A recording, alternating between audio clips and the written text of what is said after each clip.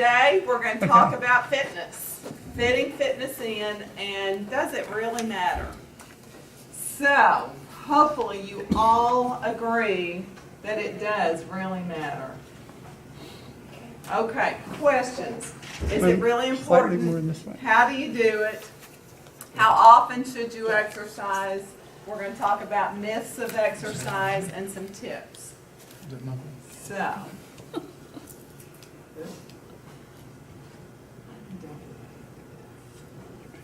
okay, what is the treatment? No matter what the ailment is, exercise is the treatment. For knee and arthritis in your knee, if you exercise, and I vouch for that because mine was hurting yesterday, and my back was too.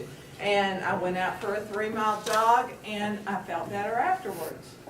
There are endorphins that are created during exercise that really do help us feel better physically and emotionally.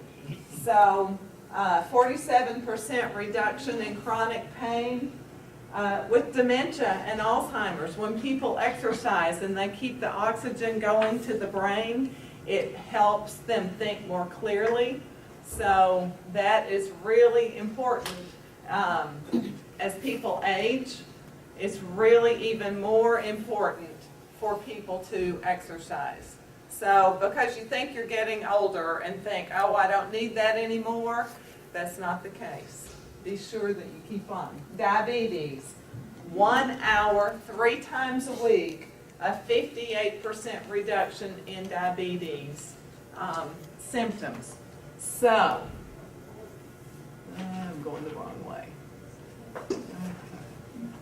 I need to have one of those little clickers. Okay, depression. When people are suffering with depression, if they can make themselves exercise, that is a fabulous prescription. It is very effective, 47% in reduction. Osteoporosis, so women who are postmenopausal have decreased bone problems if we just continue to exercise. And anxiety disorders. How many of you have been anxious about something or depressed and gone out for an exercise and felt better afterwards? Several people in here. So, I know you all can testify that this is the truth. Okay, top 10 causes of death in 2010.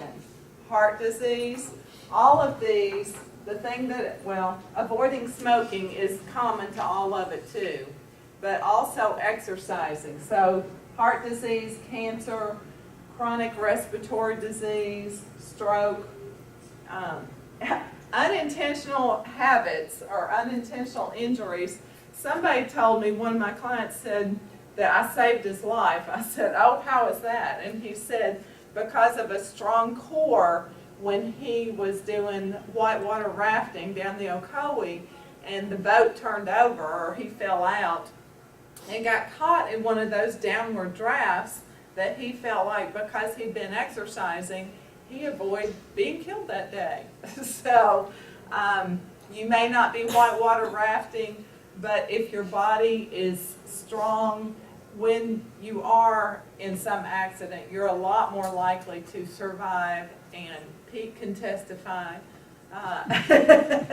You do a whole lot better if you're healthy and strong to be able to fight, whether it be an infection, whether it be a broken bone, whether it be some sort of kidney disease or whatever. Okay.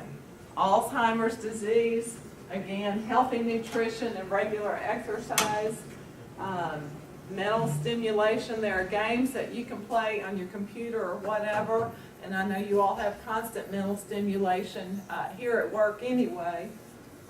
Diabetes, the healthy nutrition, regular exercise, flu and pneumonia, obviously that's vaccinations, but if we have a strong immune system from exercise, then we're less likely to get that to start with.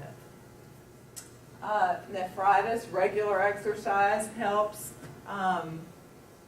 we want to be sure that we keep our connective tissue strong and the nerve endings that run throughout that connective tissue. So exercise helps all of that. Intentional self-harm, regular exercise helps with that because we change our mental attitude. Hopefully you don't want to hurt yourself.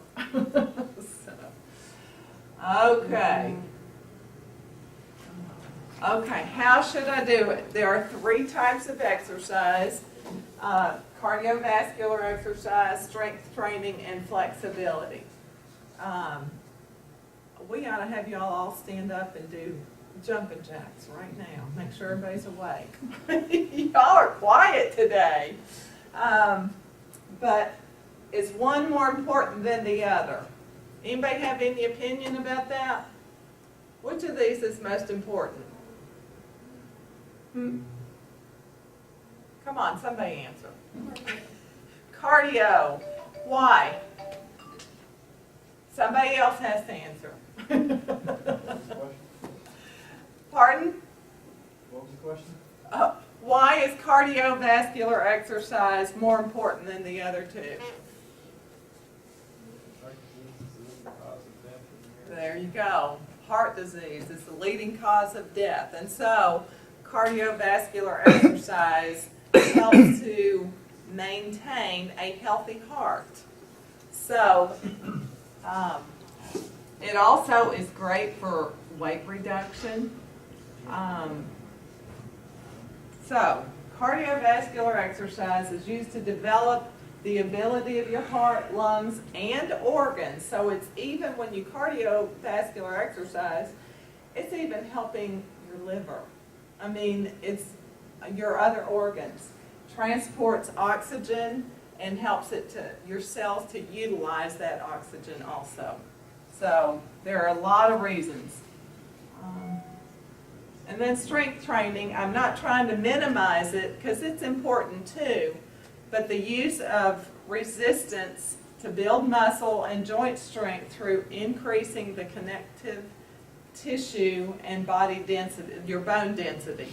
So that's where when postmenopausal women who fracture bones a lot more easily, if you do strength training, and walking is even a strength training because we're still using our legs, it does help increase the strength of your bones. So strength training also, when you add more muscle, how many people in here think that if you gain muscle, you're going to gain weight? Muscle weighs more than that. It does. So if you're worried about weight loss totally, then you want to maybe not have as much muscle, but that's not the case because when you have more muscle, your body burns more calories even at rest. So even just sitting here now, the more muscle you have, the more calories you burn. So if it's just a blob of fat sitting there, it's not going to burn many calories. But the muscle will burn more. So that's one reason. Another reason, calorie burning for strength training. So flexibility. Anybody want to demonstrate how to do this? Let's see, who's the first one? Chris, you want to go first? Okay. Flexibility. Stretching is used to improve balance and coordination. How many of you can just stand on one foot? Surely everybody in the room can do that. And you need to be able to maintain that. Flexibility is something that does decrease when we don't use it, when we're not exercising. So flexibility and balance are very important because how many of you, some of you may have, gone to do something and you strain a hamstring or you pull it because you're inflexible. So you need to be sure that you maintain that flexibility. It assists in recovery process of your muscles. It's shown to increase blood flow, reduce low back pain, and improve posture. What else helps low back pain? Tylenol. Tylenol. Well, medicine helps, but besides that, a natural strength training your core. If you have strong abdominal muscles, your back is stronger because our muscles work together. Like our bicep, when the tricep is strong, the bicep they balance each other. So your back, when it is weak, if your abdominals are weak, your back's going to be weak. So the more you can strengthen through your core, the stronger your back will be also. So, but you have to keep those muscles flexible, and even the hamstrings down the back of the legs, if they are tight, they connect to the glutes, which also connect to the muscles in the low back. And they can, because they are tight through here, it can cause low back issues as well. So flexibility is very important for our low backs. So how often should you exercise? The American College of Sports Medicine recommends 150 minutes of moderate exercise or 90 minutes of vigorous exercise, and 2 or more days of strength training and flexibility training. So if any of you want to go take yoga, which is a great thing for flexibility, and it can be for strength training as well, a couple of days a week is really good for you, 1 or 2 days. But cardiovascular, 150 minutes a week, that would be walking. If you want to do it in a shorter period of time, just make it more intense. Do running instead, or do a boot camp, something that's really going to drive your heart rate high. And then, it just strengthens the heart in a shorter period of time. So you can take your pick. Would you rather do 150 minutes or 90 minutes? So how many of you are exercising 5 days a week? Good, a fair amount. Good, good. Okay. What is the best way to exercise? You don't have to do everything, and think of ways that you can coordinate exercises. Like cardiovascular exercise does not have to be separate from strength training. You can combine those two. You can do burpees, which is jumping up and down, and then go down, do a push-up, jump back up. I guarantee it will get your heart rate up, and you will be doing strength training with push-ups. You're doing squats and presses.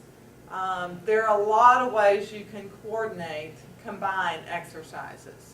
And if anybody has done strength training very much, if you move quickly and add like burpees or mountain climbers or just jumping jacks or jumping rope in between the weights, then you will keep your heart rate elevated while you're doing strength training as well. Okay? I have a question. Yes? I mean, if you exercise, some people say they exercise and they never elevate their heart rate to a level that's burning you, and is that exercise even worthwhile? That really I call a active lifestyle more than like people say gardening. Right. Well, gardening probably doesn't elevate many people's heart rate. But gardening, yes, you're moving, you're bending, you're pulling, you're still exercising in a sense, but are you really burning extra calories? You're really staying, it's really more of an active lifestyle than exercise.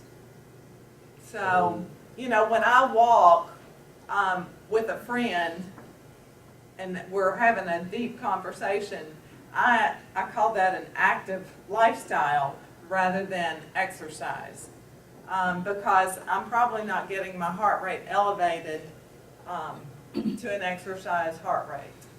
So for exercise, you want to elevate your heart rate 65 to 85 or even 92% of your maximum heart rate. So yes, it's important that you increase that heart rate while you're exercising. But what if you're active, like, say you're active 5 hours a day and you're only exercise 30 minutes, wouldn't it be more beneficial to you in the long run to be active? Absolutely, So absolutely. there's really no Yes. right or wrong. No, there is not. Be active everywhere you can. The studies, and I'm sure y'all have seen it, if you sit for hours uninterrupted, more than 2 hours, then that's as bad as eating fried chicken every day or whatever, smoking. You just have to get up and move and be active regardless of whether you're exercising or not. So, But you won't get the benefits out of it. If you never bring your heart rate up, you never will get the benefits of increasing your heart rate up at a certain limit. you do get more benefit the more intense to a point that you exercise. It's best if you will elevate your heart rate, like I said, that's 65 to 85 or 92%. 92 is for like a race. Okay. But to exercise, to be active is still important. And if So you really somebody, need both. pardon? You really need both. It's best to do both, Active lifestyle absolutely. and exercise Yes. with it. Yes, and you'll feel the benefits. People who are active and then they do 30 minutes of exercise where they're really elevating their heart rate are amazed at the difference between being active and including the exercise. So it does take both. So good point, thank you. Remember, this is the next point. That goes right along with what we're saying. If it doesn't challenge you, it won't change you. Y'all believe that? It has to challenge us to make us stronger, heart-wise and muscle-wise. Okay, so this is on your handout, the example. There are a lot of things you can do, and you can break up your exercise into 10-minute segments and have it 30 minutes at the end of the day. If you do 10 minutes here and 10 minutes there and 10 minutes someplace else, that's fine. You can do that and get 30 minutes of exercise in the day. I've told my spin class, it's great to do 20 minutes of spin and then go do weights or whatever for 10 minutes and then come back and do 20 more minutes of spin, and that's the equivalent of doing twice as much.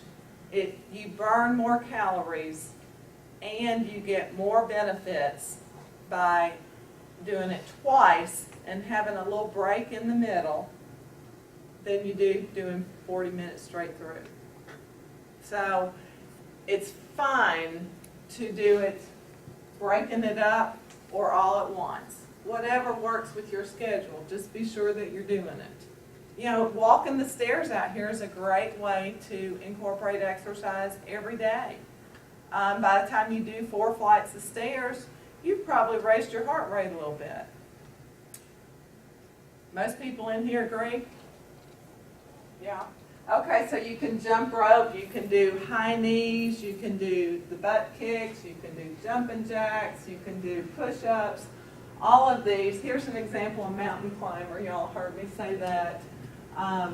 But all of these are just real important, and you can do it body weight. You don't have to use weights. There are all kinds of ways to exercise and strength train even without weights. You don't have to go to the gym. In fact, studies have shown more benefit psychologically if you can do it outside in the, fresh air and sunshine. My mother always said it was good for us. It really is. So,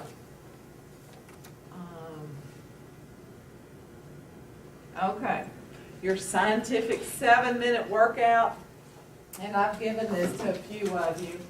10 seconds of rest between these exercises, and if you'll do them and alternate large muscles in the upper and lower body and hold or do each one of these for 30 seconds, you have a great 7-minute workout. And you're working all the major muscle groups in your body. So jumping jacks, then the wall sits, then down doing push-ups, then the abdominal crunches, Then doing step up into a chair, and I've laughed and said, make sure there are not rollers on that chair. You might be doing a split. Squats, and on squats, be sure that you keep your weight in your heels, and tricep dip on the chair. Now, if you have shoulder issues, don't do tricep dips like that because it's harder on the shoulders. Planks, keep your arm, your elbow underneath your shoulder as you're doing the plank. And there are lots of different ways you can also do it from your hands. If you have wrist issues, you may prefer the elbows, but either way, just keep your body in a straight line. And if you're going all the way to your toes is too hard to do, then do it from your knees. Just keep your body in a straight line. You can also even do it, and I've given some of you a workout that you can do at your desk. You can do it from your desk and do a plank, just holding it, not standing straight up, but you know, to do a plank holding onto your desk. You can do it on a chair. Having your body up a little bit makes it easier than doing it flat on the floor. High knees running in place. You can do that any place. The lunges, be sure that you're keeping your shoulders back and keep your knees behind your toes. It protects your knees so that they don't hurt as bad. Push up with a rotation. This is doing a push up and then rotating to the side. And then come back, do another push up and rotate to the other side. And then side plank where you're just holding, again, your elbow underneath your shoulder. And it really works on those obliques. So that's a good workout that you can do any place, anytime. So myths, spot reduction. How many people say, oh, I want to lose weight right here in my belly? I wish I had a nickel for every time I've heard that. There is no such thing as spot reduction. No matter how hard we try to do sit-ups, we're not going to have a six-pack. Now, the cardio will remove the outer layer of fat so that the muscles underneath may eventually show. But by doing just sit-ups, you're not going to have six-pack abs. Strong arms reduce flabby underarms. Well, you can stand here and do bicep curls all day long, but you can still have flabby arms. Cardio removes fat all over the body. A workout redeems poor nutrition. It doesn't. If you don't put good fuel in, you don't get good fuel out. So you have to eat healthy food to fuel your body properly. Calories in equal calories out. Not necessarily. There are good calories and bad calories, and of course you hear all the time, reduce the sugar, reduce the sugar, reduce the sugar. It's just bad for us, no matter how many calories you're eating. Walking is enough. This is back to creating that balance is essential. So just walking, mix it up. You know, you don't have to do jumping jacks with impact. They can be done just standing on the floor. Now, the faster you go, the more your heart rate's going to get up. But if you have knees or some other issue that prevents you from doing some jumping, then do all the other things. There are a lot of things you can do with low impact. Step-ups on the chair are a great way that are no impact. Things to remember. If you're not a regular exerciser, by the time you're 65, you may experience as much as an 80% decrease in muscle strength. After 30, I hate to say it, our muscles start decreasing. We start losing muscle mass. So we have to fight that. That's why weight training that's one of the reasons it's important. Recipe for success, support. Find a buddy, somebody else who will exercise with you. Hold each other accountable. Somebody was telling me that their pod decided they would only go out to eat twice a week for lunch. And that way, you're helping one another. It's a good thing to do. Find something that you like. Who wants to do something they don't like every day? Find an exercise that you like. And if it's golf, then walk. You can still get exercise on the golf course. It's not cardiovascular, but do something. Keep moving. Confidence that what you're doing is right. Be sure that you know that what you're doing is beneficial for you. So, let's see.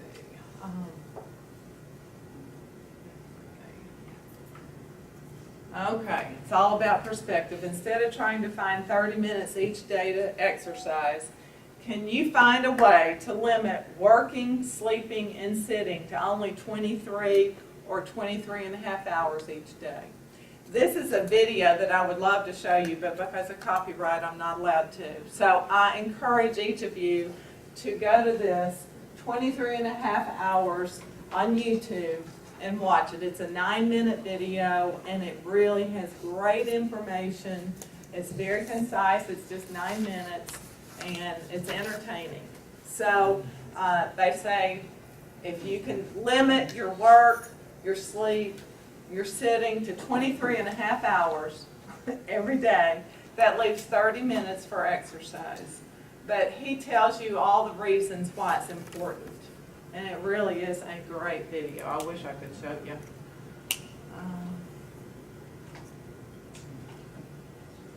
Okay, any questions?